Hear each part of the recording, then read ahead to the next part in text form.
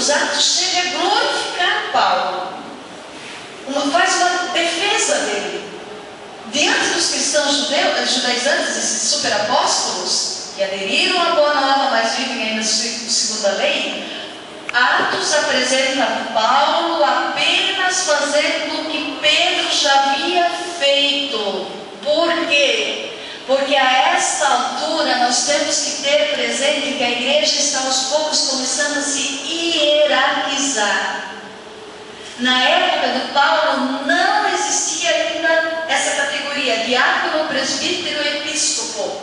Nas cartas dele, a palavra presbítero numa das cartas, mas ainda não no sentido de categoria hierárquica.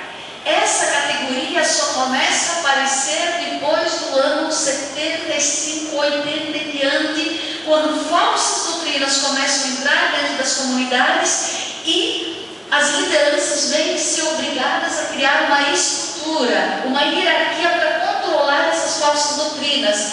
Aí que aos poucos vai se definindo diáconos já tinha desde a época de Paulo, mas eu digo agora essa estrutura: diácono, presbíteros no sentido de padres e episcopos no sentido de bispo, tá bom? Então vejam, por isso eles colocam sempre Pedro primeiro, tanto assim que a gente for ver os 16 capítulos, 16 que os Atos têm, esqueci agora, desculpe.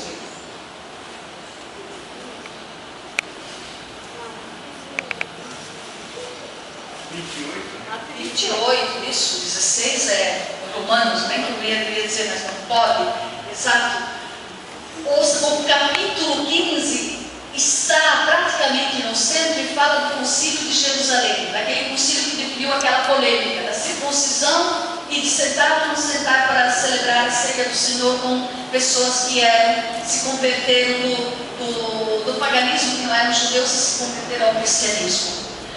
Nos primeiros 10 capítulos, Atos dos Apóstolos enfatiza a pessoa de Pedro, porque tem um objetivo. A essa altura, Pedro já começa a ser a pessoa central dentro do cristianismo.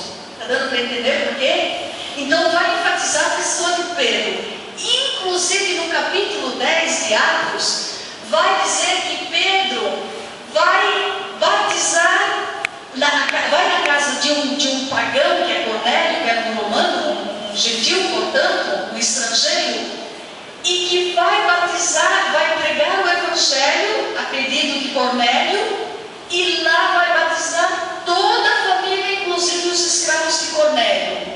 Ora, na verdade, Pedro, no início, como ele tinha essa restrição em relação aos estrangeiros, porque ele ainda era pegado à lei, Pedro ficou trabalhando dentro da Palestina. Quem saiu e foi para fora da Palestina foi o Paulo. Mas a questão é essa: Cornélio foi batizado com toda a sua família e se converteu ao cristianismo, e Pedro numa cidade da Palestina chamada Cesareia.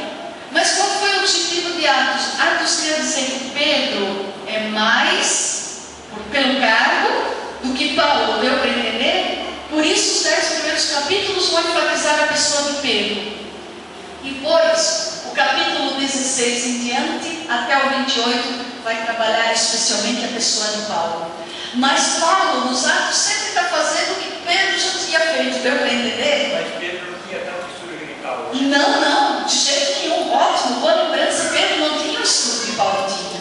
Pedro era um pescador, não tinha estudo. Tinha o estudo como Jesus, saber ler e escrever, pelo menos. Agora, Paulo não. Paulo, vamos dizer assim, fez uma faculdade, fez teologia, na época não existia, né? Mas, para nós entendermos, ele, para se tornar fariseu, ele frequentou a escola de Gamaliel, e para a gente entender, seria a escola de teologia da época.